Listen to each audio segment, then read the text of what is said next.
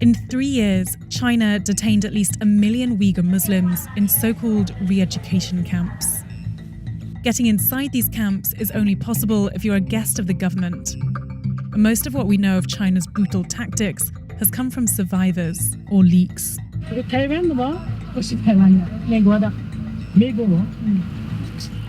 Reporting on the streets of Xinjiang means evading the strictest surveillance state ever built. I travelled there with a colleague last year, posing as tourists and filming with hidden cameras. Yeah. We saw Uyghur children being indoctrinated with Chinese state propaganda and Uyghur men being led away in the middle of the night. It was chilling. China's chokehold means that some of the best information we get still comes from 6,000 miles away, in Washington, D.C.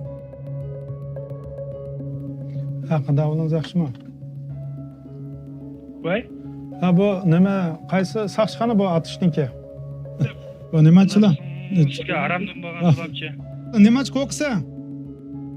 Kokmudum ki bu tıllatım mesela aramdım boğancılap bana. Şunda ama kayat açına kayırda Xitayning yana apağını solap beremsem de yana.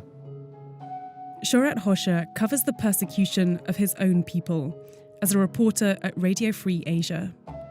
The Chinese government knows him well. Hazır bu avaz özgertirgan sistem bilen telefon kılma. Ma hazır ma çırağımın yanmığa vakti benim avazımın özgürüp çıkan vakti. Şuna ben avazımını özgertip durup söz işime. Today, like every day, Shorat is on a fishing expedition. Because he says his phone calls have been blocked and China has been using voice recognition to cut off his calls, his daily attempts to reach police stations and government offices take on a strange vibe. Hey. Hey. Hey ne ho? Qanday ahvolingiz yaxshimi? Yaxshi. Biz mana Ag'uniki kanit sekretarining telefonini olmoqchidik. Shu telefondan gapira olamsiz. Biz bu nimada ko'rishmoqchi. Shu munosabatlik. Men lagerlarga munosabatli firishlar bilan gapira olamsiz. Doesn't seem like you're getting many friendly responses, does it? You're not a popular man, I'll tell you that. Buni ham hozir men tabiiy oilalardan bevosita ahvol egallamayman. Ahvol egallasam ular xatar yetadi. Shuning uchun soqchilarga telefon qilaman. Chunki soqchilar bu vazifani ijro qilyapti. Soqchilar bu hukumat turib ijro qilyapti. Shuning uchun ularga nisbatan xatri eng oz deb o'ylayman. Bu yerda ham bildirib qo'yadigan narsa, bizniki 90%, bizning 90% manbarimiz soqchixonalar bo'ldi. Chunki soqchixonalar hozir 24 soat vazifada turdi.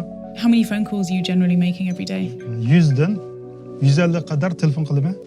Onun için 5-10 telefonla olaman.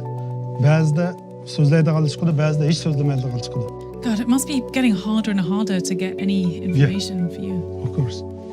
Day by day, month to month, year by year, worse.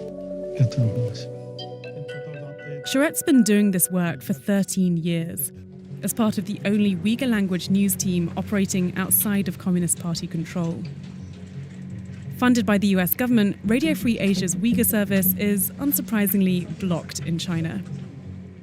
But it's vital to the diaspora and to anyone trying to get information out. Hoş geldinler.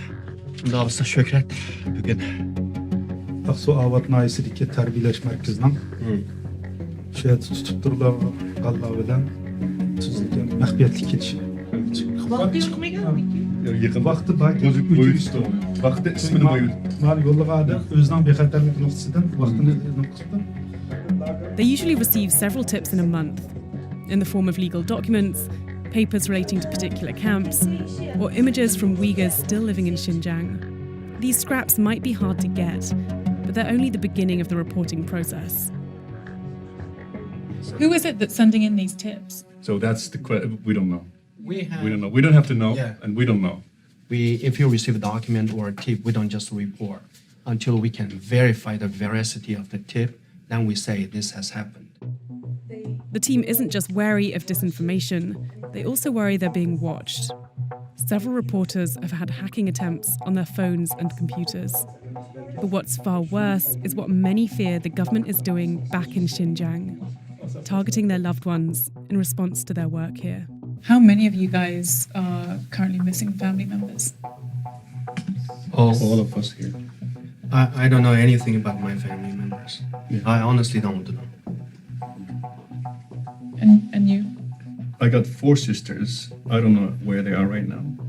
And when I call them, their phone doesn't ring. So I'm sure that 3 of my sisters are also might have been taken away, but I couldn't confirm because nobody told me that they're taken away or not.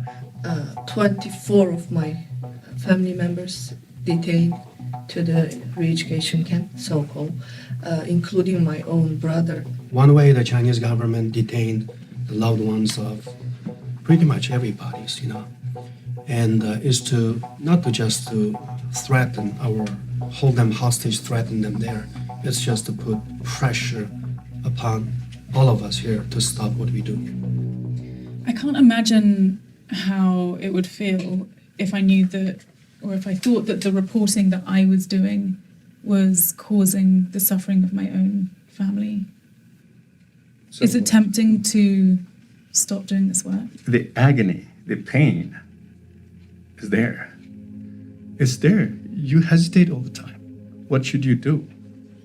Because we know that if you don't speak up, the millions of people who are in the same situation as us, their voices would be silenced.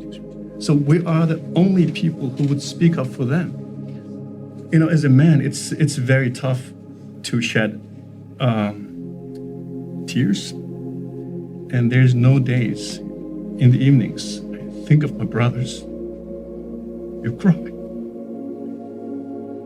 When I look at my son, I see my youngest brother in him. I know millions of Uyghurs are crying at this moment. We live with this pain, this agony, but we cannot stop. They should know this message. They can make Uyghur people cry, but they cannot stop us. This is the message.